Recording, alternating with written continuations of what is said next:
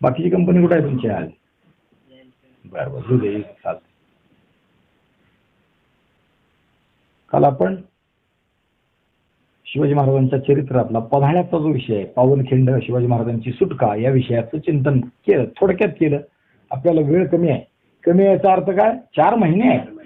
पण गेल्या वर्षी आपण जिथपर्यंत आलो तिथून पुढे आपल्याला जायचं आहे. शिवचरित्राला तिथून पुढे जायचं आहे. नाहीतर परत काय होईल, गाडी पहिल्याच जागेला अडकून राहील आणि पटकन आपण जे नवीन आहे त्याला गेल्या वर्षी कुठपर्यंत आलो हे कळावं म्हणून धावता आढावा घेत घेत पन्हाळ्याच्या विषयापर्यंत आलो. पन्हाळ्यावरून आषाढ शुद्ध पौर्णिमेच्या रात्री शिवाजी महाराज बाहेर पडले. सुमारे दिवसभर म्हणजे 22 ते 24 तास, 18 ते 24 तास अविरत कष्ट करून ते विशाळ्यावर पोहोचले.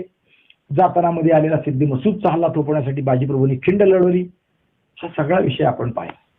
खरं तर एखाद्या वेळी केव्हा तरी वेळ काढून अवश्य पन्हाळ्याला आणि त्या बाजीप्रभूंच्या खिंडीला पाहायला गेलं पाहिजे, असलं पाहिजे. त्याची जी ऊर्जा आहे ना ती तिथे गेल्याशिवाय येत नाही. त्याच्याबद्दल एक विशेषत्वानं सांगण्याचा विषय असा आहे की भालजी पेंढारकर सगळ्याला माहीत असतील, नसतील तर थोडक्यात सांगतो. शिवाजी महाराज आज जे काही समाजापुढे आहेत ते समाजापुढे चांगल्या पद्धतीने येण्यासाठी ज्यांनी जीवाचा प्रयत्न केला, शिवाजी महाराजांवर ज्यांची अनन्यसाधारण निष्ठा होती, अशातले अग्रगण्य म्हणजे भालजी पेंढारकर. अत्यंतिक शिवाजी महाराजांविषयी निष्ठा आणि शिवाजी महाराजांचं चरित्र लोकांपुढे गेलं पाहिजे ही जीवनाची धडपड. त्यासाठी त्यांनी अनेक गोष्टी केल्या, खूप काम केलं. वर्ष 98 असताना पर्यंत ते कार्यान्वित होते, लक्षात ठेवा. नाहीतर आपण 28व्या वर्षी गणित गात्र होतो. 98व्या वर्षी त्यांना जिद्द होती, जिज्ञासा होती, शरीर गात्र थकली होती, तरी सुद्धा शिवचरित्र लोकांपुढे जाण्यासाठी त्यांनी साधारण 70 सालाच्या दरम्यान शिवाजी महाराजांवर चित्रपट काढला. ते चित्रपटाचेच बादशाह होते, मराठी चित्रपट सृष्टीचे बादशाह होते. आज चित्रपट सृष्टीत असणारे जेवढे मराठी दिग्गज लोक आहेत ना, जे वयस्कर आहेत थोडं असं म्हणून, की ते सगळे भालजींचे शिष्य आहेत. राज कपूर आपल्याला माहित असतील. राज कपूरला पहिली संधी भालजी पेंढारकरांनी दिली आहे. पहिल्यांदा चित्रपटात त्यांनी उभं केलं. राज कपूरचे वडील पृथ्वीराज कपूर भालजी पेंढारकरांचा शब्द ओलांडत नव्हते. भालजीने सांगावं त्यांनी करावं. आणि भालजी म्हणजे करड्या शिस्तीचा मनुष्य. जसं वारकरी संप्रदायात आपल्याकडे गुरु शिष्य पद्धती असते ना, आता चित्रपटात स्वैराचार आहे. भालजींच्या भारत पद्धतीत ते नव्हतं. चित्रपटाचं शूटिंग आणि चित्रपटाचे नट यांच्या हिशोबानुसार तारखा चालत नव्हत्या. दिग्दर्शक भालजींच्या हिशोबानुसार शेड्यूल चालायचं. भालजींनी महिनाभर प्रॅक्टिस घ्यायची. प्रॅक्टिस म्हणजे जशा नाटकाच्या तालमी चालतात, जशा शिकवण्या चालतात, तसं कसं बोलायचं, कसं वागायचं. आता चित्रपट कोणता या विषया नाही, तर ते प्रत्येक नटाला त्याची भूमिका समजून सांगायचे, शिकवायचे म्हणजे हातात छडी घेऊन शिकवायचे. चुकलं की सटका द्यायचे. मी म्हणणारे नट सुद्धा त्यांच्या पुढे जात नव्हते. असे भालजी पेंढारकर. आणि नटाला महिन्याला पगार होता. म्हणजे एका सिनेमासाठी 10 कोट मानधन नाही, महिन्याला 200 रुपये 300 रुपये पगार होता, लक्षात ठेवा. पृथ्वीराज कपूर सारख्यांना बाकी कोय गौणच.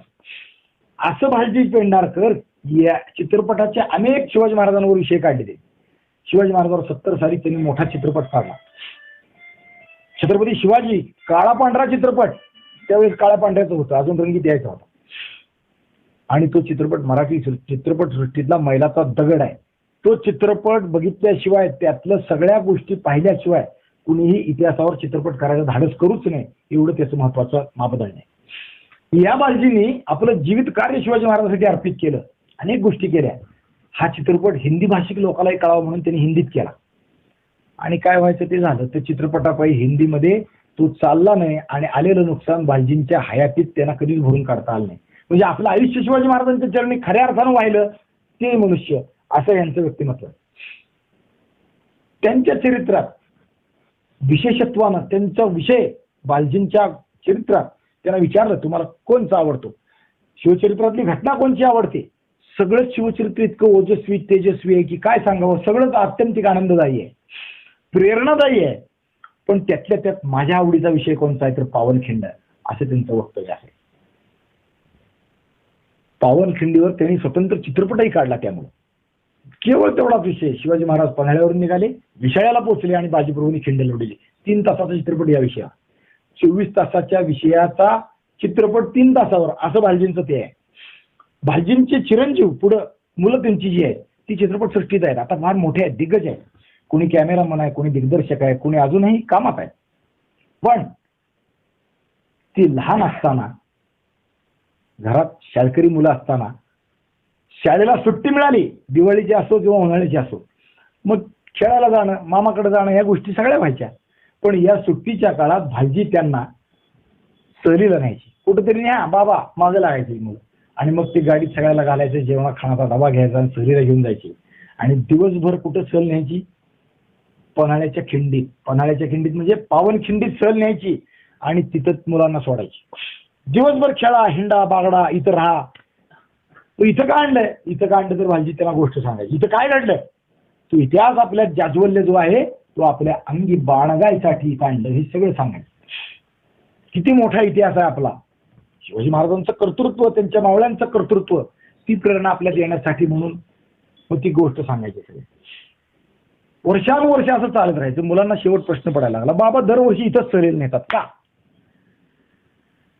दरवर्षी सहल निघाली की पन्हाळ्याला सहल. दुसरीकडे जातात पण एक सहल पन्हाळ्याला असतेच, एक सहल पावनखिंडीत असतेच.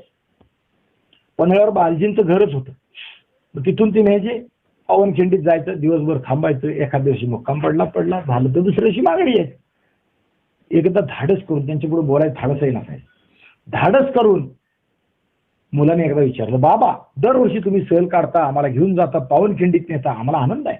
तुम्ही तिथं कथा सांगता सगळी, ती पुन्हा पुन्हा दरवर्षी ऐकतो, दरवर्षी प्रेरणा येते. पण आमचा प्रश्न असा आहे की तुम्ही दरवर्षी तिथंच का जाता? म्हणजे पावनखिंडीचं श्रेय काय? असं दरवर्षी तिथंच सहल नेता का? आणि मग भालजीने सांगितलं ना, ते सगळ्यात महत्वाचं आहे. मुलांनो, मी दरवर्षी तुम्हाला तिथं नेतो, बरोबर आहे. मी दरवर्षी कथा सांगतो, ती शिवचरित्राचा भाग सांगतो, तुम्हाला ती ऊर्जा मिळावी म्हणून, हे आहे. पण त्याहून विशेष असा आहे की ती पावनखिंडीत गेलो ना, त्याच्या स्पर्शानं भूमीनं पुलकित होतो. जसं पंढरपूरला आल्यावर वारकरीला आनंद होतो ना, तसं तिथं गेल्यावर आनंद होतो. हा आहे भाग. पण तिथं मिळणारी जी ऊर्जा आहे ना, ती काय आहे ती तुम्हाला सांगतो.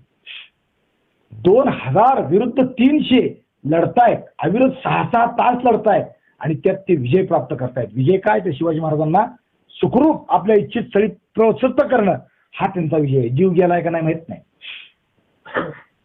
हा त्यांचा विजय आहे. तो ते विजय प्राप्त करतात.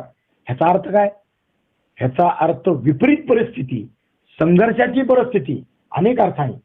निसर्ग आपल्या विरुद्ध आहे, शत्रू आपल्या विरुद्ध आहे. शत्रू विरुद्ध असेलच, पण तो पराकोटीचा आहे.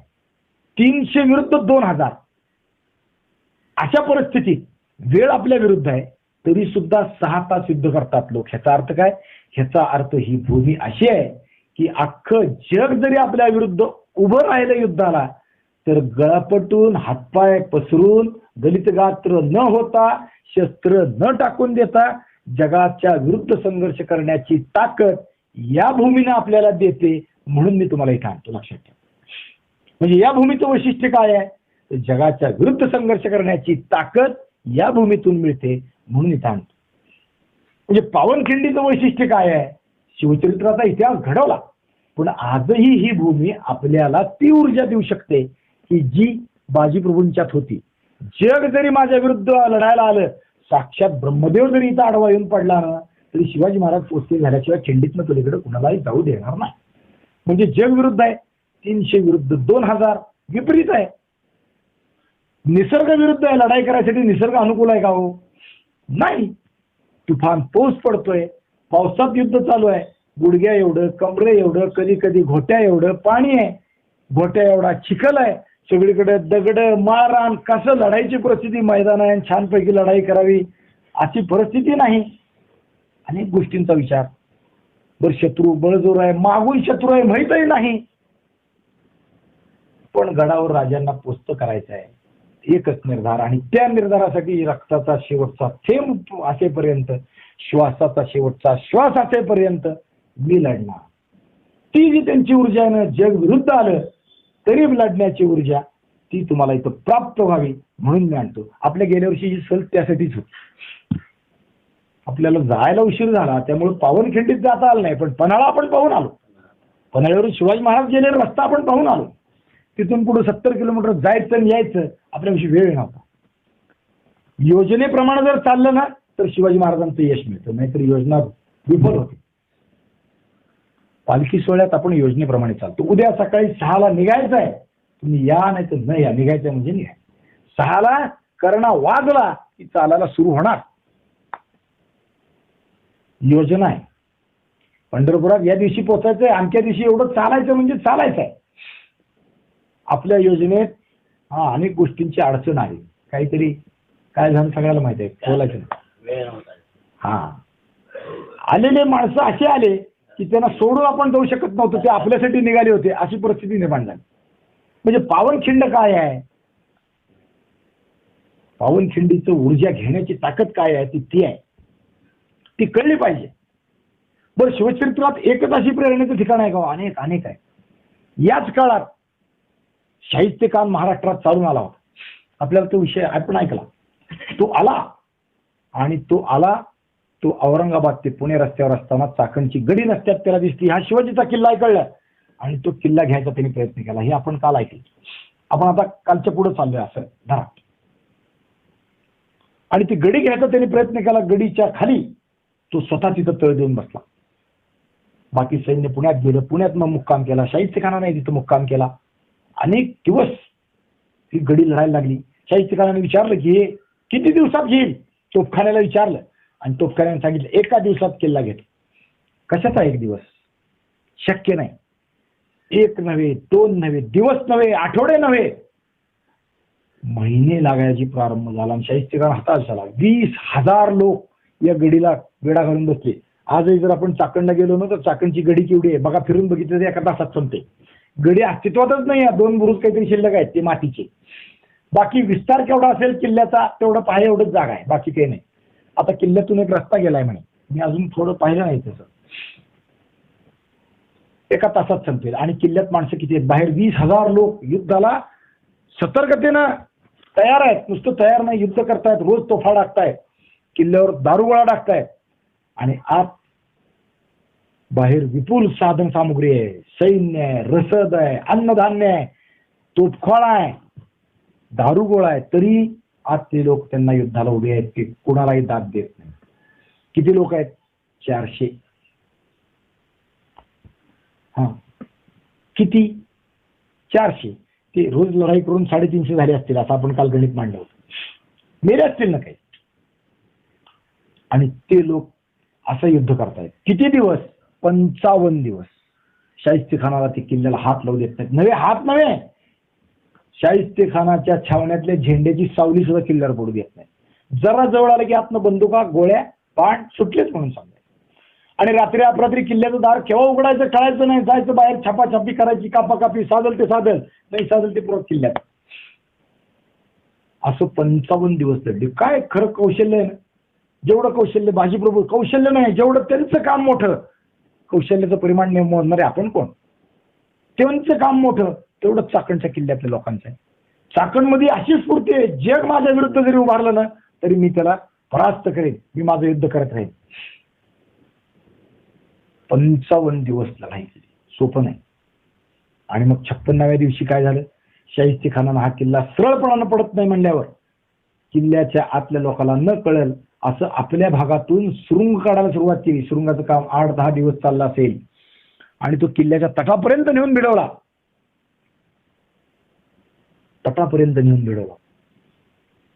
आणि 56व्या दिवशी तारीख 14 ऑगस्ट 1660 या दिवशी ते 55 दिवस ते 14 ऑगस्ट 1660 या दिवशी त्याने सुरुंगाला बत्ती पेटवली. आणि सुरुंगाला पेटलेली बत्ती सुरसुर सुरसुर सुरसुर करत पेटत निघाली. आणि तटाच्या खाली जिथं सुरुंग होता तिथं त्या दारूला भडका मिळाला, बत्ती मिळाली. आणि तो सगळा आभाळात झाला. तटावरचे मराठे उधळले. किती होते माहित नाही, इतिहासाला नावं माहित नाहीत, संख्या सुद्धा माहित नाही. पण काही गेले ते गेले. आणि मग तटाचा उधळलेला धुरळा खाली बसेपर्यंत मोगलांनी वाट पाहिली. आता तट खिंडार पडलं, आता किल्ला पडला म्हणून ते किल्ल्याकडे धावत सुटले. आणि धुरळा खाली बसतो तो पाहतो तो काय, आतली उरलेली मराठी तटात ढाल तलवार घेऊन उभे होते. ते पडलेल्या भगदाडावरती ते लढाईला सज्ज. धुरळा शमायच्या आत मराठी लढाईला तयार. बघा, दिवसभर लढाई केली. गोष्ट साधी नाही झाली. दिवसभर लढाई केली किल्ल्यात मुसलमानाला म्हणजे जय भवानी. साधी गोष्ट आहे काय. अनेक मराठी मेले, 268 मोगल मेले, 600 जखमी झाले. बघा आज किती येतं काय करताय. परिस्थिती विपरीत सगळ्या पद्धतीनं. जग आपल्या विरुद्ध 20,000 विरुद्ध 400, तरी किती मेले 268. मोगल दरबारच्या बातमीपत्रात किंवा त्यांच्या बाकीच्या रेकॉर्डला आकडा मिळतो म्हणून कळाला. 600 जखमी त्यांना उचलून न्यावं लागलं. किती मराठी मेले ते आम्हाला माहिती आहे. काही मेले असेल पण त्यांचा पराक्रम आम्हाला माहित आहे. दिवसभर लढाई केली आणि संध्याकाळी शाहिस्तेखानाची फौज रात्र झाली म्हणून माघारी आली. तिथंच त्यांनी पडाव टाकला. आता लढाई थांबली.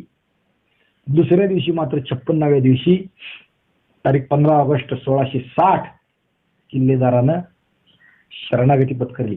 भाऊसिंग हाडाच्या मार्फत मध्यस्थी झाली आणि त्यांनी शाहिस्तेखानाकडे शब्द टाकला किल्ल्यातले लोक जिवंत जाऊ देण्याचा प्रस्ताव. शाहिस्तेखाना लोक जातील किल्ला तरी ताब्यात येईल म्हणून शाहिस्तेखानाने किल्ला ताब्यात घेतला. चाकणची गडी घ्यायला 55 दिवस लागले आणि मग शाहिस्तेखानाने किल्ल्यात प्रवेश केला. किल्लेदार आणि किल्लेदाराच्या बरोबरची माणसं किल्ला सोडून मोगलाच्या ताब्यात देऊन महाराजाकडे दाखल झाले. किती कौतुक त्यांचं. काय कुणाला कमी म्हणावं. 56 दिवस किल्ला लढवणारा फिरंगोजी नरसाळ्याला कमी म्हणावं की बाजीप्रभूंनी म्हणजे 24 तास पळापळी करून 6 तास खिंड लढवली त्यांना कमी म्हणावं. दोन्ही तेवढेच मोलाचे. एकही व्यक्तिरेखा शिवचरित्रातली अशी सांगा की ज्याचं काम कमी मोलाचं नाही. कुणाचंही मोल कमी नाही. सगळे मोलाचे तोलाचे, सगळे धीराचे. शिवाजी महाराजांच्या बरोबर म्हणजे परिसाच्या स्पर्शानं लोखंडाचं सोनं होतं ना, तसा हा काळ आहे. शिवाजी महाराजांच्या संपर्कात जे जे आले त्यांच्या जीवनाचं सोनं झालं आणि त्या निमित्तानं महाराष्ट्रात नंदनवन उगवलं. सोन्याचं युग होतं. ते अफजल खान वधाची परिणिती पुढे खूप विचार करत होतो आपण. आणि अफजल खानानंतर शाहिस्तेखान आपला मिर्झा आपले हे सिद्दी जोहरच्या पन्हाळ्याच्या वेड्यातून महाराज निसटले. याचा परिणाम काय झाला. निसटले. स्वराज्याच्या हद्दी पुढच्या गोष्टी सुरू झाल्या. आता शाहिस्तेखानाला धरबंद करायचा. पण त्याआधी 2 गोष्टी महाराजांनी केल्या. काल तो आपण अज्ञातवासाचा विषयही पाहिला. 2 गोष्टी महाराजांनी केल्या. एक पहिली गोष्ट काय होती तर एका वेळी 2 शत्रू उरावर घेऊन लढणं महाराजांना श्रेयस्कर वाटत नव्हतं. अजून आपला जीव लहान आहे, स्वराज्य लहान आहे. 2 शत्रू दोन्ही बाजूने जर आले ना तर चेंदामेंदा होईल. लोकांच्या रयतेचा दुःखाला पारावर राहणार नाही. काहीतरी केलं पाहिजे म्हणून शिवाजी महाराजांनी काय केलं. सिद्दी जोहरकडे माणूस पाठवला आणि त्याच्याशी तह केला. तुला पन्हाळा ताब्यात देतो म्हणून सांगितलं. पन्हाळ्यावर आपला माणूस पाठवला.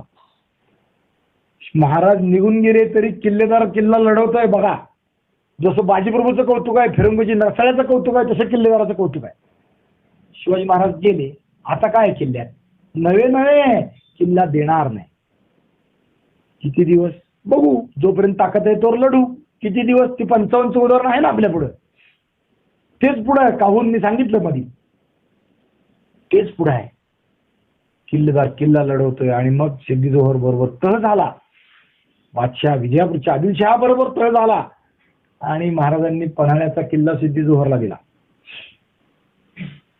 सिद्दी जोहरला तो किल्ला ताब्यात दिला. आपला माणूस गडावर गेला. गडकऱ्याला सांगितलं महाराजांनी तह केलाय, किल्ला ताब्यात द्यायला सांगितलंय, माणसं आणि आपलं धन घ्या, चला.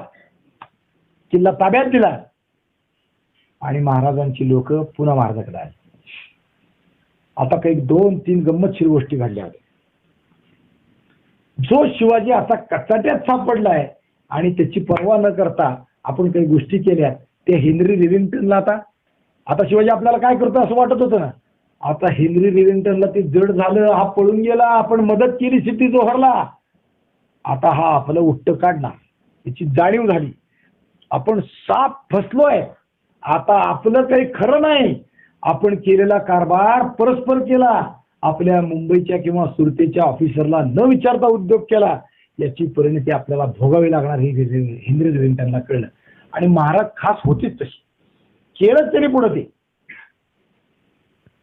जेव्हा तो विषय येईल तेव्हा बोलू, पण आत्ता सांगूनच टाकतो. पुढे महाराजांनी राजापूरचं बंदर खणून काढलं, वखार इंग्रजांची खणून काढली आणि हे सगळे लोक कैदी करून रायगडावर नेले. लक्षात ठेवा. आमच्या विरुद्ध तोफा टाकता काय, आमचा परिणाम हाय. आम्ही कचाट्यात आहे, आम्ही संकटात आहे बघून आमच्याशी मैत्रीचा तह असताना सुद्धा आमच्या विरुद्ध वागता. परिणाम भोगा. जन्मभर तुरुंगात काढावा लागलाय पुढे हिंदी रेल्वेने त्यांना. लक्षात ठेवा. महाराज असे आहेत आणि महाराजाचा आदर्श आपण जर बाळगत असू ना तर तसंच कार्य केलं पाहिजे. नरेंद्र मोदीचा आदर्श शिवाजी महाराज. लक्षात ठेवा. नरेंद्र मोदींनी सुरतमध्ये जाणता राजाची प्रयोग केली हिंदीत. त्यावेळेस ते मुख्यमंत्री होते गुजरातचे. हिंदीत प्रयोग केले. त्यांनी ते सांगितलं स्थानिक जगाला असं असं आहे, इथं प्रयोग झाले पाहिजेत करा. आणि सुरतेमध्ये गुजराती लोकांनी त्यावेळेस बंड केलं, प्रयोगाच्या विरुद्ध आंदोलन केलं. शिवाजीने येऊन सुरत लुटली. त्याचे प्रयोग अजून तुम्ही सुरतेत करता, त्याचं कौतुक गाता. सुरतेचं संपन्नता शिवाजीमुळे संपली आणि तुम्ही त्याची जाणता राजा तो विषयी ते आणून मांडता. आणि मग मोदीने जे दिलेलं उत्तर आहे ना ते महत्वाचं आहे. मोदीने त्यावेळेस उत्तर दिलं की सुरत शिवाजी महाराजांनी लुटली ती सामान्य रयतेच्या दुःखासाठी किंवा त्यांना त्रास द्यायसाठी लुटली नाही. आणि सुरतेच्या लुटीत सामान्य लोकांना त्रास दिला नाही. तुम्ही जर सुरत लुटीचं सगळं वर्णन वाचाल, ऐकाल, पाहाल तर सामान्य जनतेला शिवाजी महाराजांनी त्रास दिला नाही. मोगलांच्या पैशाच्या गाठी ज्या सुरतेत तयार झाल्या होत्या, म्हणजे इथे सदन व्यापारी लोकांना लुबाडून पैसे जमा करत होते आणि ते मोगल बादशाला देत होते, त्या गाठी शिवाजी महाराजांनी कापून नेल्या. एक. दुसरं, सुरतेत आपला पाय बसवून या हिंदुस्थानवर आपली नजर ठेवण्याचं काम इंग्रज करत होते. इंग्रजाला त्रास द्यायचं आणि त्यांना शिव घालायचं काम शिवाजी महाराजांनी केलं. म्हणून मी शिवाजी महाराज सुरतेत आणले असं नरेंद्र मोदींनी सांगितलं. त्यांच्या चरित्रात शिवाजी महाराजांचा आदर्श आहे. पुढं जाणता राजाचे प्रयोग म्हणजे सुरतेत झाले, अनेक ठिकाणी झाले. नरेंद्र मोदींनी मुख्यमंत्री असताना गुजरातचे एक अख्खा प्रयोग 3 तास बसून पाहिला आहे. लक्षात ठेवा. आणि दुसऱ्या दिवशी अख्खं मंत्रिमंडळ आणून प्रयोग जाणता राजा पाहायला लावला. का? अख्खं जग जरी आपल्या विरुद्ध उभारलं ना तरी आपण कसं वागावं आणि आपल्या जनतेचं सुख राजाने आपलं दुःख होत असतानाही कसं पाहावं ह्याचा आदर्श आहे ना ते शिवाजी महाराज आहे. राज्यकारभार कसा करायचा ते पाहायसाठी हे पहा. अख्खं मंत्रिमंडळ त्यांनी दाखवलं होतं. लक्षात ठेवा. आणि त्या पद्धतीनंच आता काम चालू आहे. हिंदुस्थानचा राज्यशकट चालवायचा असेल तर काय केलं पाहिजे? ज्या ज्या गोष्टी अन्यायाच्या घडतायत, विशेषाधिकारानं जे हिंदुस्थानचा राज्य बुडवू पाहतायत त्यांचे विशेषाधिकार काढून घेतले पाहिजेत. काल 317 त्यामुळे रद्द केले. विशेषाधिकार 1950 साली दिला होता काश्मीर भारतात विलीन करताना. काश्मीर राज्य स्वतंत्र राहील त्याचा विचार वेगळा केला जाईल. काश्मीरच्या जनतेचा कौल घेऊन काश्मीरला स्वतंत्र राष्ट्र राहायचं असेल तर तसं, म्हणजे संस्थान खालसाच्या पद्धतीनं बरं का, भारतात सम्मिलित व्हायचं असेल तर तसं, किंवा पाकिस्तानात जायचं असेल तर तसं तसं केलं जाईल असं 1950 त्यावेळेच्या पंतप्रधानांनी कबूल केलं होतं. तोपर्यंत टेम्पररी व्यवस्था म्हणून 317 तुम्हाला संरक्षण देतो. 70 वर्षात ही टेम्पररी व्यवस्था कधी संपवलीच नाही आमच्या राज्याने. पूर्ण विचार करून काल 317 टेम्पररी होतं ते संपलं. आता टेम्पररीचा काळ संपला म्हणजे तूर्त व्यवस्था संपली. आता कायमची व्यवस्था ही काल त्यांनी ती केली. शिवाजी महाराजांचा आदर्श असेल तर काय होतं आपल्या जुडं जिवंत उदाहरण आहे. एक एक विषयानं विषय होतो. शिवाजी महाराजांचा जीवनादर्श असेल ना तर रयतेच्या सुखासाठी आपण जे काम अंगीकारलंय त्याचं थोडं बारकं उदाहरण देतो. एका कोर्टात एक केस चालू होती, खटला चालू होता आणि आरोपींचा वकील हिरिरीनं भांडत होता. काही खून झाले होते आणि खुनाच्या त्या खटल्यात जे आरोपी अडवले होते, पोलिसांनी आणले होते, त्यांच्या सुटकेसाठी वकील हिरिरीनं आपलं मत मांडत होता कोर्टात. ते लोक होते सुमारे संख्येनं अनेक 22-35 असं काहीतरी संख्या आहे, अनेक होते. आणि त्यांच्या जीविताचा विषय आता कोर्टापुढे चालू आहे की त्यांनी खून केलाय की नाही केलाय. केला असेल तर फाशी द्यावी लागेल आणि नसेल तर सोडावं लागेल असा त्याचा विषय होता. आणि तो वकील हिरिरीनं बोलत होता तेवढ्यात त्याचा ज्युनियर वकिलाचा सहाय्यक जो हाताखाली काम करतो, नवीन वकील असतो तरुण, तो आला आणि त्याने एक चिठ्ठी वकिलाच्या हातात ठेवली. सगळीकडे चालतं, कीर्तन प्रवचनातही चिठ्ठी देतात. हा, कोर्टातही वकिलाचा ज्युनियर वकिलाला चिठ्ठी देतो, काय काम आहे, काय बोलायचा विषय असेल तर तसं सांगा, काही सूचना असेल तर तसं असतं. प्रत्येकाला वेगळं सुचू शकतं. त्या पद्धतीने त्यांनी चिठ्ठी दिली. वकिलाने ती चिठ्ठी कोर्टात आर्ग्युमेंट करत असताना थांबून वाचली, चिठ्ठीची घडी घातली, खिशात ठेवून पुन्हा आर्ग्युमेंट केली. पुन्हा संपूर्ण आर्ग्युमेंट केलं. काम संपलं. कोर्टाचा निर्णयाचा विषय सुरू झाला. आता काय वकिलाचं काम संपलं आणि ते लोक त्यांनी निर्दोष सोडले. त्यांनी खून केला नाही, त्यामुळे त्यांना शिक्षेची गरज नाही असं सोडून दिलं. वकील माघारी आला, आपल्या खोलीत येऊन बसला, काय त्याच्या कोर्टात असेल तिथे ठिकाणाला. आणि मग ज्युनियर वकिलाने लिहिलेली चिठ्ठी जी होती ती त्यांनी वाचली होती. ज्युनियर शेजारी आला, बॅग घेऊन ते बाहेर गेले वगैरे. ज्युनियरने विचारलं, अहो तुम्ही चिठ्ठी दिली, काम थांबवलं असतं, कोर्टाने तुम्हाला नकार दिला नसता, का नाही केलं तसं, काय झालं होतं? चिठ्ठीत त्याने जी चिठ्ठी दिली होती ना, त्याला ज्युनियरला निरोप आला होता की त्या वकिलाची मंडळी मयत झाली आहे घरात, म्हणून ती चिठ्ठी घेऊन वकिलाला. म्हणजे आता वहिनी साहेब थोडक्यात गेले, वकिलाची बायको मेली आहे. कोर्टाला जर त्यावेळेस वकिलाने सांगितलं असतं की असं असं झालंय, मला आत्ता चिठ्ठी आली, आजचं काम थांबवावं, कोर्टाने त्याला आक्षेप दिला नसता, मान्य केलं. त्या वकिलाने दिलेलं जे उत्तर आहे ना, ते शिवचरित्राचं सार आहे, लक्षात ठेवा. त्या वकिलानं सांगितलं की तू दिलेली चिठ्ठी मी वाचली, तरीही मी आर्ग्युमेंट केलं, तुला विशेष वाटलं, बरोबर आहे, पण गेलेला जीव मी वकील पत्रात काम करत असताना थांबवण्यानं माघारी येणार नव्हता. मी जे करायचं ती शुश्रूषा ती जी केलेली होती करत होतो, पण तू काय आता माघारी येणार नव्हती माझी मंडळी. पण मी जर काम थांबवलं असतं ना, तर त्या जे काही माझे आशील आहे त्यांची फाशी त्यांच्यावर बसली आहे. त्यांचे जीव वाचवण्याचं काम करणं हे मला माझ्या बायकोच्या मृत्यूपेक्षा जास्त महत्वाचं होतं, कारण माझा आदर्श शिवाजी महाराज आहे. थोडक्यात म्हणजे लोकांचं सुख पाहणं हे माझ्या सुखाहून महत्वाचं आहे. हे जे आहे ना ते आहे. तो वकील होता कोण सांगू का, माहित आहे? सरदार वल्लभभाई पटेल, लक्षात ठेवा.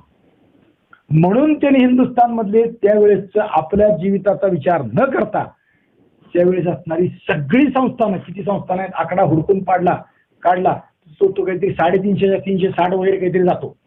350 संस्थानं वल्लभभाई पटेलांना हिंदुस्थानमध्ये सम्मिलित केली. प्रत्येक संस्थानिकाशी चर्चा विचार त्याचं काय म्हणणं आहे ते ऐकून घ्यायचं आणि त्याच्याशी करार मदार करून संघराज्यात विलीन करायचं. हे कुणी केलं? हे सरदार वल्लभभाई पटेलांनी केलं. त्यामुळे त्यांना पोलादी पुरुष म्हणतो आपण. आणि 2 संस्थांची जबाबदारी दुसऱ्यांनी घेतली, बाकी सगळी सरदारांनी घेतली. एक होतं हे काश्मीर, तो प्रश्न अजून भिजत पडला त्यांच्या वागण्यानं. आणि दुसरं होतं हैदराबाद. हैदराबाद म्हणजे आपलं हैदराबाद, मराठवाड्यातलं. हा, मराठवाड्याला जवळ म्हणा, मराठवाडाच हैदराबादला मराठवाडाच म्हणतो आपण. अजून भाग्यनगर मूळचं आपलं नाव, ते हैदराबाद. तिथला निजाम, ते संस्थानाचं मी पाहतो म्हणून ज्यांनी घेतलं ना त्यांनी त्याचा गोंधळ घालून ठेवला. शेवट त्याला मिलिटरी ऍक्शन करून घ्यावं लागलं. हैदराबादच्या निजामानी त्याच्या सैन्याने त्याच्या राज्यात धुमाकूळ घातला, हिंदूंवर अनन्वित अत्याचार केले. त्याचा सेनापती होती कासिम रजवी, आणि कासिम रजवीची सेना म्हणून त्याला म्हणायचं रजाकार. हैदराबादच्या निजामानं हिंदुस्थानच्या मध्यवर्ती केंद्रात असून, हैदराबादमध्ये आता थोडं तिथं असून पाकिस्तानात जाण्याची इच्छा व्यक्त केली, लक्षात ठेवा. म्हणजे जर पाकिस्तानात हैदराबाद गेलं असतं तर काय झालं असतं? आपल्या शेजारी पाकिस्तान झालं असतं. मराठवाड्यातल्या माझ्या बांधवांना धाराशिव, परभणी, नांदेड, लातूर, जालना आणि आंध्र प्रदेशातल्या लोकांना पंढरपूरच्या वारीला पासपोर्ट घेऊन यावं लागलं असतं. सरदार वल्लभभाई पटेलांनी त्यावेळेस मिलिटरीची ऍक्शन केली म्हणून ते थांबलं, लक्षात ठेवा. त्यांचा आदर्श शिवाजी महाराज आहेत. आपला मुद्दा आहे तिथे आहे. शिवाजी महाराज असेल तर काय होतं? काहीच मागे ठेवलं जात नाही, ज्या त्या गोष्टीचा फडशा पाडला जातो. शिवाजी महाराजांनी अफजल खानाच्या सगळ्या प्रकरणाचा विचार करत असताना खंडोजी खोपडा आणि केदारजी देशमुख, जगदाळे मसूरचे, ते जाऊन मिळाले होते ना अफजल खानाला. अफजल खानाच्या नंतर स्वराज्याच्या सरहद्दी वाढवत असताना कुठं असल्या बारीक गोष्टीकडे लक्ष द्यायला वेळ नव्हता. सरहद्दी लांब विस्तीर्ण केल्या होत्या आणि शिवाजी महाराज पन्हाळ्याच्या कैदेत अडकले होते. पन्हाळ्यातून सुटले आणि राजगडावर आले आणि मग रोजचं राज्य शकट चालायचं काम सुरू झालं. जसं हेनरी रिव्हिंग्टनला धास्ती होती आपलं काय होईल सांगता येत नाही, तसं आता खंडोजी खोपड्याला भीती वाटायला लागली. हा खोपडा फितूर झाला होता ना, यानं अफजल खानाला मदत केली होती, स्वराज्य सोडून वैऱ्याची चाकरी केली होती.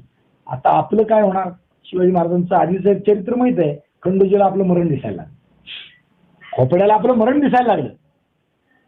तो जंगलात जाऊन लपला. कुठं धरलं की काही खरंच नाही. आता आपल्याला कळत आहे तो जंगलात जाऊन लपला आणि मग त्यानं विचार करायला सुरुवात केली, काय करावं काय करावं काय करावं. आणि मग नेहमीसारखा त्याला विचार सुचला, वशिला लावावा. काय करावं? वशिला लावावा. मग त्याने आपला जावाई काय त्याचं नाव, हैबतराव शिळीमकर, हा त्याचा जावाई खंडोजी खोपड्याला, त्याच्याकडे एक पोरगा पाठवला की असा आहे आणि मला यातनं सोडवा. आता महाराज माझ्यावर रागावतील, मला मारतील, सोडणार नाही, काहीतरी करा. हैबतरावला आता ही लचांड वाटायला लागली, ही बला आपल्या अंगाला झटकायला लागली. तो झटकायला लागला, सासरा आहे पण नको, नाही ती पिढा गळ्यात कोण घ्यायचं, काय करायचं. सासरा खनपुटीला बसला, पोरगा पाठवून थांबला ना. एक दिवशी खंडोजी बाळाजी आपल्या हैबतरावच्या शिळीमकराच्या घरातच येऊन बसला. काही करा. आता सासऱ्या जावयाला काही मार्ग सुचेना, काय करावं. सासऱ्याचा शब्द मोडवेना. महाराजाकडे जाऊन बोलायचं धाडस तरी कसं करावं. याला सोडा, काही सुचेना. आणि मग हैबतराव शिळीमकराला एक विचार सुचला आणि त्याने काय केलं, तो उठला आणि कान्होजी नाईक जेध्यांकडे गेला. शिवाजी महाराजांचा आणि कान्होजीचा संबंध कसा होता? बाळाजी आपल्या शिळीमकराचा आणि कान्होजीचा संबंध चांगला होता. सगळे 12 मावळातले देशमुख, जे आपले शिळीमकर असतील, बांदल देशमुख असतील, जेधे देशमुख असतील, खोपडे देशमुख असतील, जेवढे आहेत तेवढे सगळे शिवाजी महाराजांच्या बाजूला उभा करायचं काम कान्होजीने केलं होतं ना. त्यामुळे सगळ्याचा प्रेमाचा संबंध होता. हा शिळीमकर त्यांच्याकडे गेला आणि नाईकाला त्यांनी भीड घातली. नाही, त्याला वाचवा, काही करा. खंडोजीने भीड घातली, मला वाचवा. नाईक म्हणले वाचवा, काही करा वाचवा. आता कसं, तू तिकडे गेला तेव्हा नाही सुचलं रे तुला हे, तेव्हा कुठे गेली तुझी अक्कल शेण खायला, असंच म्हणले असतील ना. नाही, आता बरं सुचायला लागलं. आता जा मुकाट तोफाच्या तोंडी, मी नाही तुझं काही करणार. आणि मग तो खनपटीलाच बसला. माझ्या बायकोला तुम्ही बहीण मानलंय, थोडक्यात तिचं कुंकू वाचवा. आता बहीण मानलंय असं होतच ना, नातं संबंध सगळ्या देशमुखाची चांगले ठेवले होते. सख्खी बहीण असली काय, मानलेली असली काय, कुंकू वाचवणं हे भावाचं काम आहे. असा विचार करून कान्होजी थोडे बघतो म्हणले, काय होते मी विचारून बघतो. महाराजाला बोलायचं माझंही धाडस नाही आता, तरी सुद्धा बघतो. तू असाच लपून राहा. आणि मग कान्होजी एक दिवस वेळ काढून महाराजाकडे आले. आणि ते असं काहीतरी बोलायचंय, बोलावं का न बोलावं, चर्या करत झाले. महाराजापुढे विचार व्यक्त केला, महाराज कान्होजी काय बोलायचंय सांगा. आणि मग कान्होजीने शब्द काढला, तो आपला खोपडा तो आपला नाही. आणि मग कान्होजीने थोडी समजूत काढली, महाराज असं नाही, असं केलं पाहिजे, त्याला वाचवला पाहिजे. काही कारण सांगितली. आज त्याला शिक्षा केली तर उद्याच्याला त्याला मारला तर उद्याच्या देशमुख देशपांडे जे आपल्या बाजूचे आहेत त्यांना भीती वाटेल, अमकं होईल तमकं होईल, आपल्या रीतीला थोडं वागवलं पाहिजे, तुम्ही थोडं गोंजारलं पाहिजे. आणि कान्होजी सारखा मनुष्य शब्द घालतोय म्हणल्यावर महाराज थोडे मऊ आहे. आणि त्यांनी म्हणाले, नाही, तुमचा शब्द आम्ही मानला, ठीक आहे. कान्होजीला अभयदान दिलं महाराजांनी. कान्होजीला नाही, खंडोजीला अभयदान दिलं. कान्होजीला आनंद झाला, आपल्या शब्दाला महाराजांनी किंमत दिली. आले आणि खंडोजीला सांगितलं, तुला अभयदान दिलंय, आता गडावर मुजऱ्याला चल. आता ही परत दिलं, समोर जायचं कसं आहे. पण कान्होजी नायकाबरोबर तो मुजऱ्याला गेला. आणि मग रोज जायला यायला लागला महाराजा पुढे जायचा, मुजरा करायचा. काय बोलायचं नाही, काय धाडसच नाही ना. काय केलंय, पापच केलंय आपण, काय करावं. काही न करता तो निवून यायचा. त्याची वर्दळ वाढली, हळूहळू जायला यायला लागला.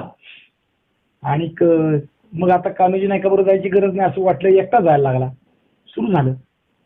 एक दिवशी असंच महाराज काम करत असताना तो आला, मुजरा केला, उभारला समोर, आणि महाराजांनी त्याच्याकडे पाहिलं म्हणजे काय, तलवार परवडली पण नजर नको. अशी नजर आग ओकायला लागली ना, का खंड्या घाबरला. जीव पार आता संपलं. त्याला लक्षात आलं आता काय खरं नाही. महाराजांची नजर ज्यांनी महाराजांना पाहिलं त्यांनी लिहिलं वर्णन, त्यात महाराजांच्या नजरेचं वर्णन आहे. नजर अशी धारदार की त्याच्या डोळ्याला डोळा लावणं शक्य नाही. पाणीदार डोळे आहेत, पण त्याचं पाणी नजरेचं इतकं तिखट आहे ना की बघणं सुद्धा शक्य नाही त्यांच्या. आणि ते आता खंड्यासमोर हा शत्रू, हा फितूर झालेला, आणि त्यांनी ती बघितली नजर, काही बोलायचंच नाही. चुकलं महाराज, सोडा मला, सोडा. इथंच सुरू झालं. काय करायच्या आधी सोडा. आणि महाराजांनी हुकूम केला, पकडा याला. मावळे तयारच की सदरीवर धर लागत. आणि महाराजांनी सांगितलं, याचा उजवा हात आणि डावा पाय कलम करा. हुकुमाची लगेच अंमलबजावणी. आपल्यासारखं नव्हतं रात्री सुप्रीम कोर्ट उघडायचं, 6-6 महिने निकाल चालवायचा भानगड नव्हती महाराज. लगेच अंमलबजावणी. खंडोजीचा एक हात आणि एक पाय कापून टाका. डावा पाय आणि उजवा हात कापून टाका. लक्षात ठेवा. आता कान्होजी नाईक संतापले, खाली वार्ता आली ना, कळलं. मला शब्द दिला आणि खंड्याला शिक्षा केली. आली संतापाने महाराजाकडे. हा, राजावर संतापावा असंही त्यांचं प्रेम होतं बरं का, लक्षात ठेवा. म्हणजे भांडण करायला सुद्धा प्रेम असावं लागतं. त्यांचं प्रेम तसं होतं. कान्होजी वर आले. महाराजांना रागारागातच, आम्हाला शब्द दिला आणि तुम्ही खंडोजीचा हातपाय कापला. थोडं मग शिवाजी महाराज होते. सगळं खंडोजीचं विषयानं कान्होजीने केलेली तरफदारी, आता संताप ऐकून घेतला महाराजांनी. आणि मग महाराज त्याला म्हणाले की खंड्याला असंच जिवंत जर सोडला असता तर लोकांनी आपल्याला बोट ठेवलं असतं. या स्वराज्यात काहीही केलं तरी चालतं, फक्त ओळख वशिला हवा असं लोक म्हणतील. तुमच्या वशिल्यानं हा जिवंत राहिला, ह्याला काही शिस्त नाही, स्वराज्यात परत शिस्त राहणार नाही. शिक्षा केली नाही ना तर मग पुढचा मनुष्य त्याच्या पुढे वागेल ना, म्हणून त्याला शिक्षा केली. तुमचा शब्द आम्ही राखलाय कान्होजी. काय, खंड्याला जिवंत ठेवलाय, आहे का नाही. भगवान श्रीकृष्णाचा आदर्श आहे बघा. दशावतार हिरण्यकशिपू काय आहे, शब्द दिला होता ना, रात्री नाही, दिवसा नाही, घरात नाही, बाहेर नाही, शस्त्रानं नाही, अस्त्रानं नाही, अंतराळी नाही, भूमीवर नाही, सगळं पाळून मारलं ना हिरण्यकशिपू.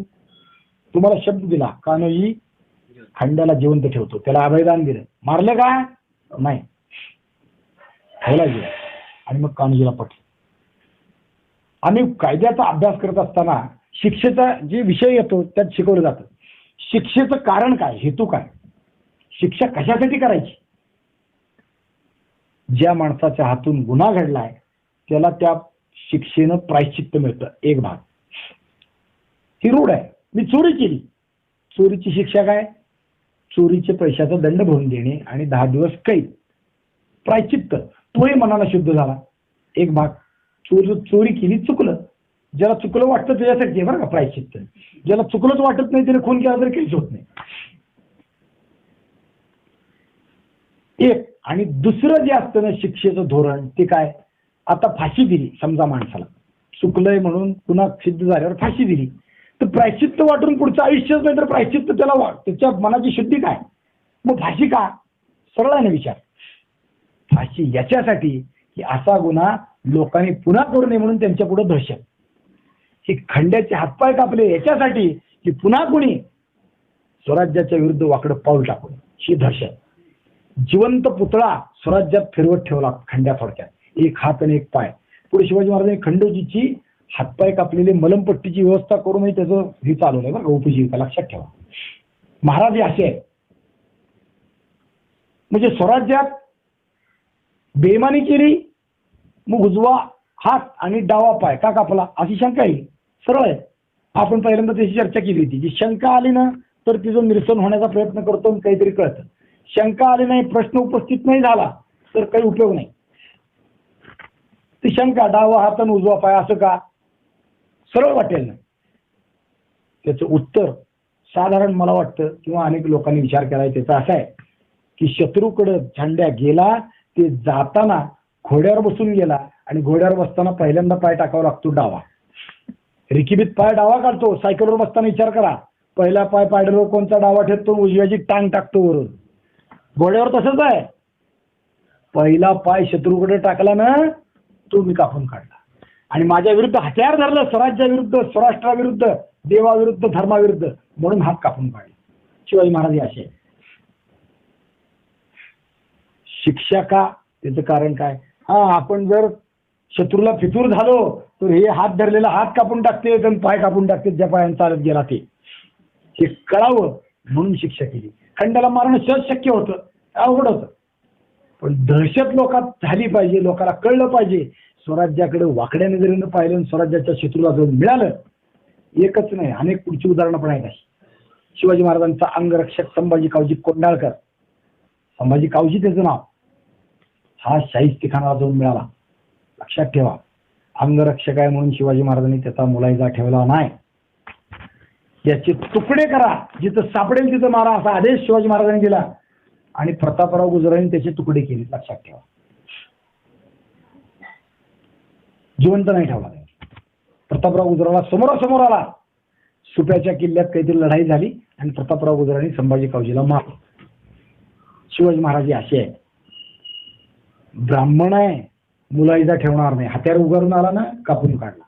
अंगरक्षक आहे, फितूर झाला ना कापून काढला. माझ्याकरता सरदार आहे, फितूर झाला ना कापून काढला. बाईकडे वाकड्या डोळ्यानं पाहिलं, हातपाय कापून काढले. पुढे कर्नाटकाच्या स्वारीतून येताना सुद्धा तसं झालं, डोळे काढलेत माणसाचे शिवाजी महाराजांनी. लक्षात ठेवा, शिवाजी महाराज सोपे नाही. नुसतं जय म्हणाला ठीक आहे, आचरणाला फार अवघड आहे. शिवाजी महाराज असे आहे. पण शिवाजी महाराजांच्या अफजल खानानंतरच्या काय काय गोष्टी झाल्याचा विचार करत असताना आपण तो विचार करतोय, खंडोजीचा तो विचार करतो. आता हेंद्रीची पाळी येणार आहे कधीतरी, काय होणार आहे हेंद्रीचं कळेल. आणि कौतुक, अज्ञानदासाचा पोवाडा काल विचार केला. कौतुक मनमरात करतायत, आनंदाने करतायत. तुला कौतुक, तू कविभूषणानं काव्य केलंय. मी सोन्याची अपेक्षा ठेवून आलो, चांदीची अपेक्षा ठेवून आलो तर सोनं देतोय, सोन्याची ठेवून आलो तर रत्न देतोय, घोडा मागितला तर हत्ती देतोय. म्हणजे घोड्याची इच्छा ठेवून असा राजाच मी कवी पाहिला. कविभूषण विलक्षण कवी आहे बघ, त्याचे ते काव्य आहे. काव्य म्हणजे साधन आहे, सोपं नाही. शिवाजी महाराजांवर काव्यशास्त्राच्या सगळ्या उपमा काय ते अलंकारशास्त्राचा ग्रंथच लिहिला. अलंकारशास्त्र काय आहे ते, अलंकाराचं जे असतं, उपमा, उपमेय, अनुमान, हे सगळं जे आहे त्याची उदाहरणं सगळी शिवचरित्राची दिलेली आहे. शिवाजी महाराजांवर ग्रंथ लिहिला कविभूषणानं, त्यामुळे आपल्याला बरंचसं शिवचरित्र कळू शकतं. कविभूषण त्याचे वडील औरंगजेबाच्या पदरी नोकरीला होते, लक्षात ठेवा. आणि त्याचे 3 भाऊ, तेही बादशाकडे कामाला होते. हा मात्र पोरगा मी कधी बादशाची सेवा करणार नाही अशा प्रवृत्तीचा होता. घरात भांडण झालं वगैरे वगैरे झालं, तो महाराष्ट्रात आला, तो फिरत होता आणि मग शिवाजी महाराजांच्या पायाच्या जिज्ञेसेनं त्याला शिवाजी महाराजांनी नोकरीला ठेवावं अशी अपेक्षा नव्हती. शिवाजी महाराजांना केवळ पाहावं, याचं कर्तृत्व ऐकलंय. आपण उत्तर भारतात राहतो, हा आग्र्याला बादशाला तुरी देऊन पळून गेलाय, औरंगजेबाला त्रस्त केलंय, ते सगळं माहित होतं. म्हणून तो भेटायला आला, नुसतं बघायचं आहे म्हणून रायगडावर आला. शिवाजी महाराजाला पाहिलं आणि मग शिवाजी महाराजांनी त्याला पाहिलं आणि त्याला म्हणजे जगदीश्वराच्या दर्शनाला जाताना ते घडलं असं म्हणतात. परदेशी मनुष्य म्हणून विचारलं, कोण आहे, कुठले आला, काय आपण काय करता? आणि मग त्याने सांगितलं, मी कवी आहे, आपल्या दर्शनासाठी आलो. आणि मग शिवाजी महाराजांनी म्हणलं, कवी आहे तो बताव, म्हणजे काहीतरी काव्य म्हणा. आणि मग त्याने ते काव्य म्हणलं, इंद्रजिमे जन्मपर, हे काव्य आहे, ते पाठ आहे, म्हणता येईल, त्यात वेळ जाईल नको. आणि मग ते काव्य म्हणलं, और एक बार असं अनंत वेळा त्याने म्हणून घेतलं, 18 वेळा म्हणून घेतलं. आणि मग 18 वेळा जे म्हणून घेतलं त्याच्याबद्दल शिवाजी महाराजांनी भरभरून इनाम दिलं. आणि ते इनाम दिल्यामुळे कविभूषण पुढे म्हणतो की ती राजा कसा आहे, पेटीची अपेक्षा केली तर मित्र होतो, घोड्याची अपेक्षा केली तर हत्ती देतो, चांदीच्या अपेक्षेने गेलं तर सुवर्ण देतो, असा राजा आहे. हा कविभूषण विलक्षण कवी मी म्हणलं ना, त्याचं कारण आहे. एकदा औरंगजेबापुढे बापाने त्याला नेलं, हा पण पोरगा कवी आहे असा विषय झाला. आणि औरंगजेबाने त्याला म्हणले की मग काव्य करा. हा म्हणला, मला अभय द्या, कारण ह्याची प्रतिज्ञा होती की मी काव्य करेन ते मुसलमानी राजावर करणार नाही. जो राजा हिंदू आहे एक आणि जो स्वाभिमानी आहे त्याच्यावरच काव्य आहे. आणि मग औरंगजेबाने त्याला काव्य कर म्हणल्यावर तो म्हणला अभय द्या. अभय द्या म्हणजे मी तुमच्या विरुद्ध जर काव्य केलं तर मला जिवंत ठेवायचं, मारायचं नाही. औरंगजेबानं मोकळेपणाने त्याला अभय दिले आणि मग त्यानं काव्य केलं. ते काव्याचा अर्थ असा आहे की या हिंदुस्थानात अनेक राजे आहेत, राजपूत राजे आहेत, गोंड राजे आहेत, काय उत्तर भारतातले काही राजे आहेत, मध्य प्रदेशातले काही राजे आहेत. आणि मग त्या प्रत्येक राजाचे नावं घेत घेत हे कमळाचं फुल आहे, हे गुलाबाचं आहे, हे गुलछडीचं आहे, हे शेवंतीचं आहे, असं सगळ्याचं वर्णन करून औरंगजेबाला आणून ठेवलं. आणि औरंगजेब आहे तो भुंगा आहे असं त्याने सांगितलं. भुंगा म्हणजे काय, या सगळ्यातून कर रूपानं तो पैसे घेतो आणि राज्य चालवतो. जसं प्रत्येक फुलातून मध भुंगा खातो तसा औरंगजेबाला आनंद वाटला. आणि काव्याचं शेवटचं ते वाद्य चंपक शिवराज आहे म्हणला आणि चाफ्याचं फुल म्हणजे शिवाजी महाराज असं तो म्हणला औरंगजेबासमोर. बरोबर बघा केवढं धाडस आहे त्याचं. चंपक शिवराजचा अर्थ असा की चाफ्यावर भुंगा बसूच शकत नाही, चाफ्याचं मध काढून खाता येत नाही त्याला, ते शिवाजी महाराज आहे.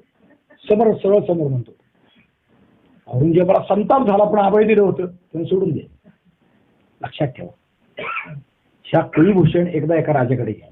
तिने राजानं काव्य करायला सांगितलं, काव्य केलं. हिंदू राजा होता, काव्य केलं राजावर. राजा पुष्ट झाला आणि राजाला आनंद झाला. आणि राजानं 1000 सुवर्णमुद्रा, मी 1000चा आकडा घेतला बरं का, उचने किम दरिद्रता. 100 कशाला म्हणू, 1000 नाही 10,000 अगणित सुवर्णमुद्रा म्हणून आणल्या आणि त्याला दिल्या. आणि देताना हात लावल्या, मोहराचं ताट घेऊन हुजऱ्या आला, कविभूषणासमोर जाऊन दिल्या.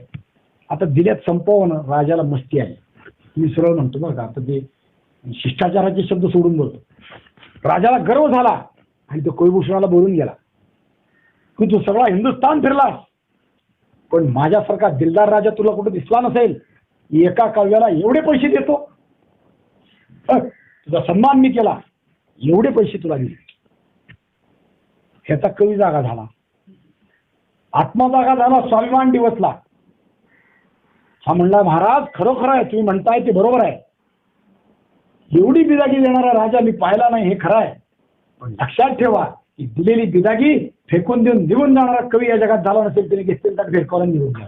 कविभूषण असा आहे, एवढा स्वाभिमानी. आणि म्हणून त्यातून शिवाजी महाराजांचं गोत्र एक आहे, स्वाभिमान. म्हणून त्यातून शिवाजी महाराजांचं गोत्र एक आहे, स्वधर्म, निष्ठा देवाशी धर्माशी, तो विषय. म्हणून शिवाजी महाराजांवर त्यांनी काव्याचा ग्रंथच लिहिला. शिवभूषण त्याच्या ग्रंथाचं नाव आहे, शिवराजभूषण, शिवभूषण. अजून एक त्याने ग्रंथ लिहिला बरं का, शिवा 52 नावाचा, 52 दोहे तो लिहिला.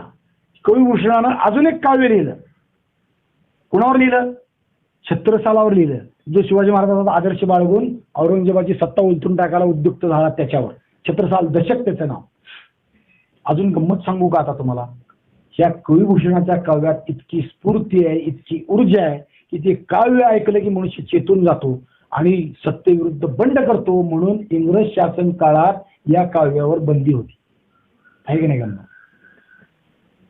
ह्याच्या पुढची गंमत सांगू का, भारत स्वतंत्र झाल्यावरही या काव्यावर पंडित नेहरूंनी बंदी ठेवली होती. आता काय आहे बघा बरं, आता बंदी उठली आहे. मागच्या अनेक वर्षांपूर्वी, 30-1 वर्षापूर्वी, 40 वर्षापूर्वी म्हणा, ही बंदी उठवली आणि काव्यभूषणाचं काव्य आपल्यापर्यंत त्यामुळे पोहोचू शकतं.